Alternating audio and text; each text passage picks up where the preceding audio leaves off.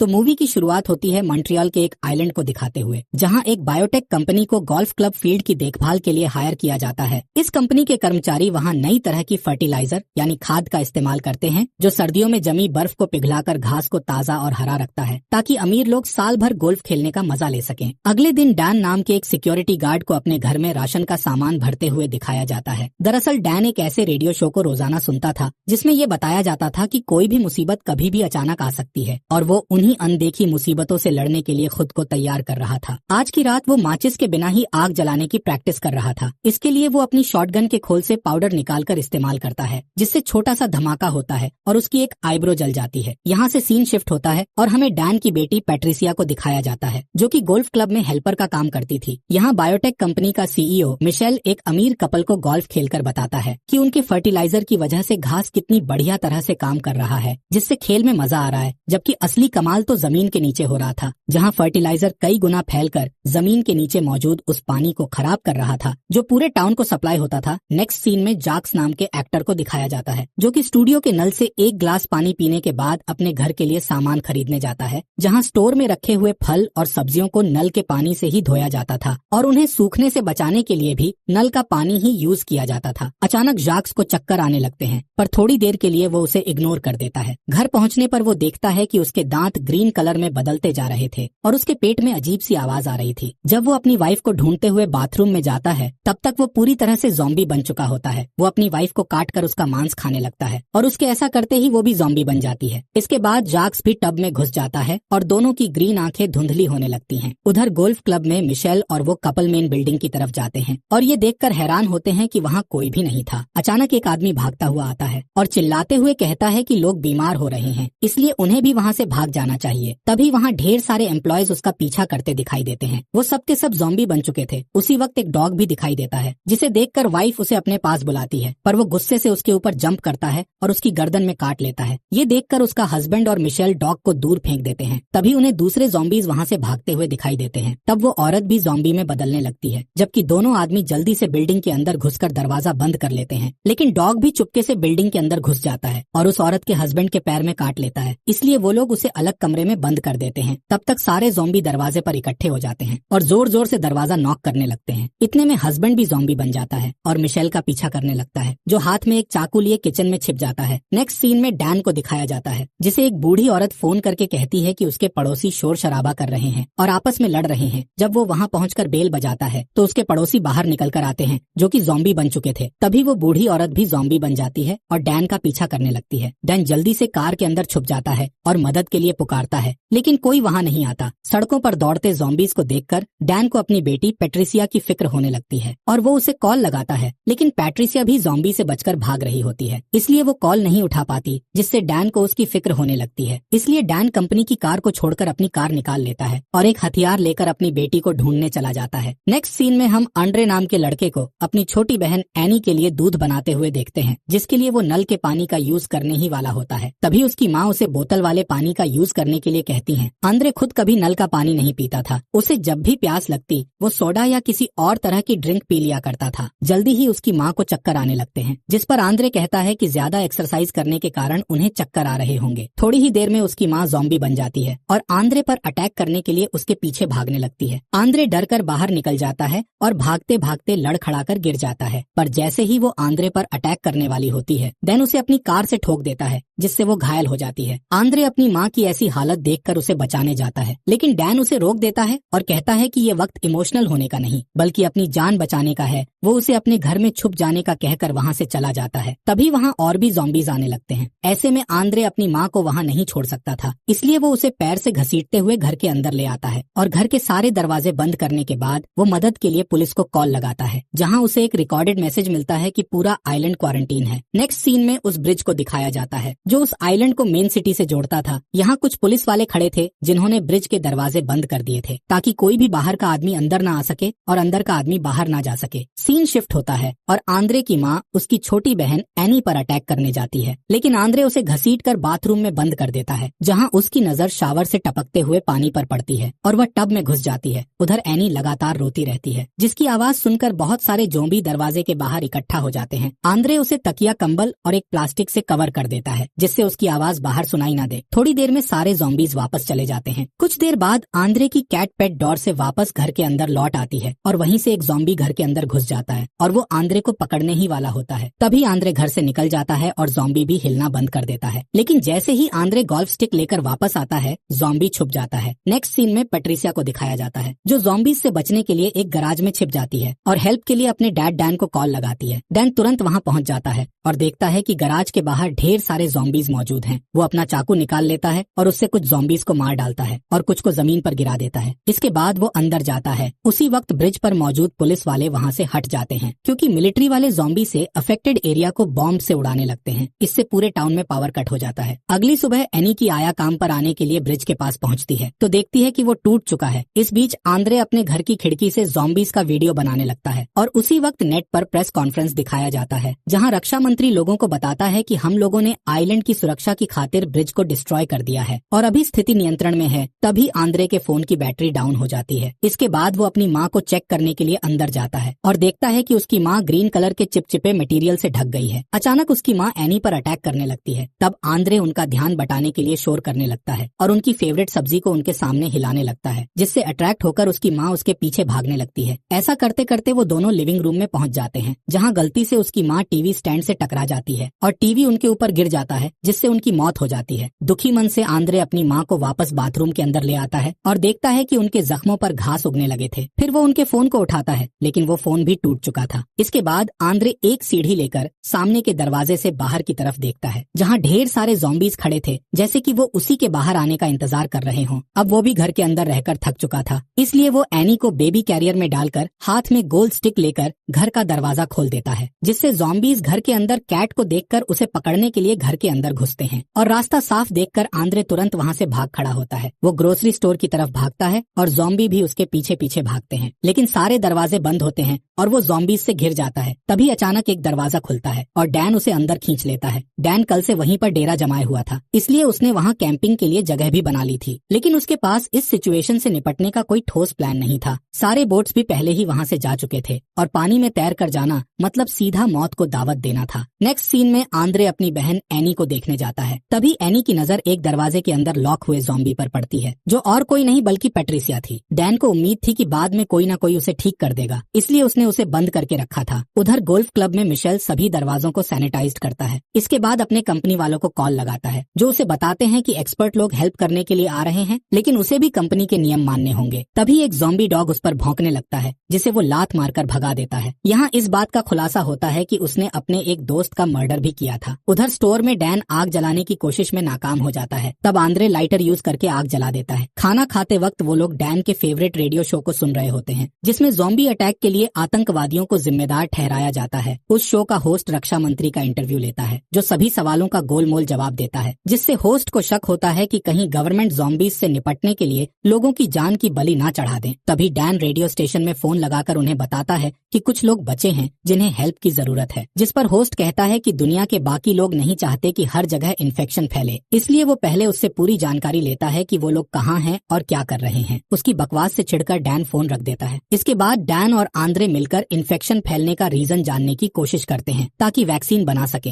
आखिरकार डैन इस नतीजे पर पहुंचता है कि पानी की वजह से इन्फेक्शन फैला है, क्योंकि जितने भी लोग ज़ॉम्बी बने थे उन सब ने नल का पानी पिया था। लेकिन डैन अपने पागलपन के कारण कभी भी नल का पानी नहीं पीता था, क्योंकि उसे हमेशा डर लगता था कि कहीं टेररिस्ट लोग पानी में जहर न मिला दें। कुछ देर बाद वो तीनों स्टोर से बाहर निकलते हैं। वो लोग पैट्रिसिया को भी साथ लेकर जाते हैं, जिसके सर पर एक पिंजरा लगा होता है ताकि वो किसी को काट ना ले। बाहर उन्हें कुछ ज़ॉम्बीज दिखाई देते हैं, जिनकी बॉडी में ग्रीन कलर का कुछ चिपचिपा पदार्थ लगा होता है। अचानक एक छोटी बच्ची डैन के ऊपर अटैक कर देती है, जिसे डैन धक्का देकर दूर कर देता है, लेकिन उसे मारने की हिम्मत नहीं जुटा पाता है। चलते चलते आखिरकार वो लोग डैन की कार तक पहुंच जाते हैं और इससे पहले कि ज़ॉम्बीज उन पर अटैक करते, वो कार में बैठकर वहां से निकल जाते हैं। इस बीच बायोटेक कंपनी 2 ट्विंस यानी जुड़वा बहनों को हथियार के साथ गोल्फ क्लब भेजती है, जो अपने रास्ते में आने वाले हर एक ज़ॉम्बी को धड़ाधड़ मार रही थीं। उधर क्लब के अंदर मिशेल इस डील से जुड़े सारे कागज और दस्तावेजों को जला रहा होता है, ताकि इस बात का कोई सबूत न रहे कि उनके फर्टिलाइजर के कारण ज़ॉम्बीज का इन्फेक्शन शुरू हुआ था। आखिर में वो फर्टिलाइजर का थोड़ा सा सैंपल बचाकर रख लेता है। तभी दोनों ट्विंस उसके पास पहुंच जाते हैं। मिशेल उनमें से एक का सूटकेस ले लेता है, जिसमें कई सारे स्फीयर यानी गोले थे। उन गोलों के अंदर इन्फेक्शन का इलाज मौजूद था, जो सिर्फ 24 घंटों के अंदर इन्फेक्शन को खत्म कर सकता था, लेकिन जैसे ही वो एक गोले को उठाता है, दोनों ट्विंस उसे पकड़ लेती हैं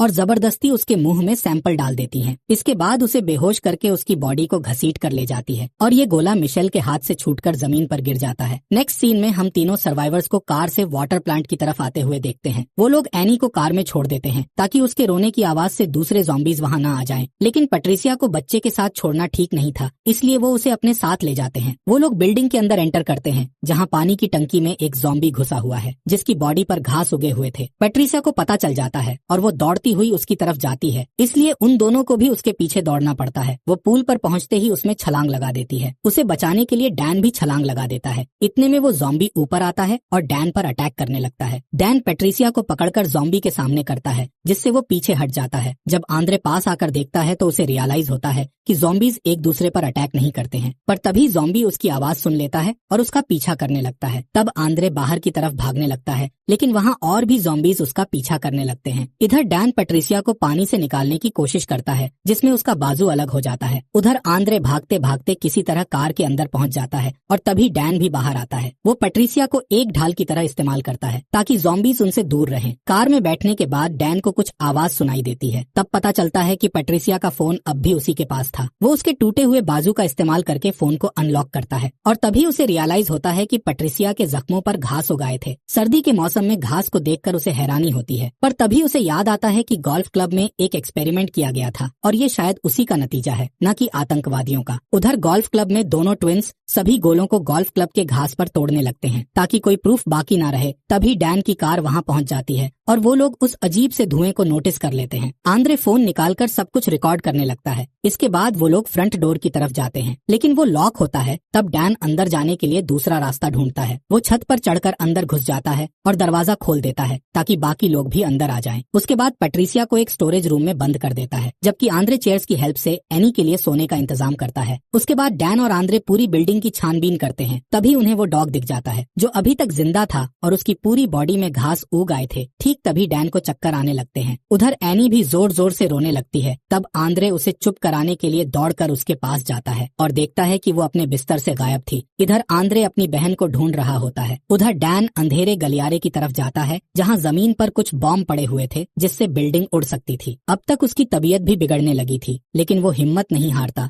और उस रूम तक पहुँच जाता है जहाँ सारे बॉम्ब टाइमर से कनेक्टेड थे। अब तक डैन काफी कमजोर हो चुका था, इसलिए वो चक्कर खाकर गिर जाता है और उसे उठने में दिक्कत होती है। तब वो पैट्रिसिया के टूटे हुए हाथ से टाइमर को ऑफ कर देता है। तभी उसकी आंखें भी ग्रीन होने लगती हैं। इधर बिल्डिंग के बाहर खड़ी ट्विंस देखती हैं कि काफी वक्त गुजरने के बाद भी बिल्डिंग ब्लास्ट नहीं हुई थी, इसलिए वो चेक करने के लिए अंदर जाती हैं। उन्हें किचन के अंदर एनी दिख जाती है। वो लोग उसे फर्टिलाइजर खिलाकर वहाँ से चले जाते हैं। उधर आंद्रे अपनी बहन को ढूंढते हुए उस रूम तक पहुँचता है जहाँ ज़ॉम्बी बना हुआ मिशेल बंद था। ये देखकर वो दूसरी तरफ जाता है और वहाँ उसे अपनी बहन मिल जाती है, जिसे लेकर वो जाने ही वाला होता है कि दोनों ट्विंस उसका रास्ता रोक लेती हैं। उनमें से एक एनी का मुंह बंद कर देती है और दूसरी आंद्रे को फर्टिलाइजर खिलाने लगती है, लेकिन इससे पहले ही एनी ज़ॉम्बी बन जाती है और ट्विन के हाथ में काट लेती है, जिससे फर्टिलाइजर का सैंपल गिर जाता है। तभी डैन दूसरे ट्विन पर अटैक कर देता है और वो उसे काट लेता है। अब आंद्रे जैसे ही पीछे हटता है, उसका पैर वहाँ गिरे हुए इलाज वाले गोले पर पड़ जाता है, जिससे गोला टूट जाता है और चारों तरफ धुआं फैलने लगता है,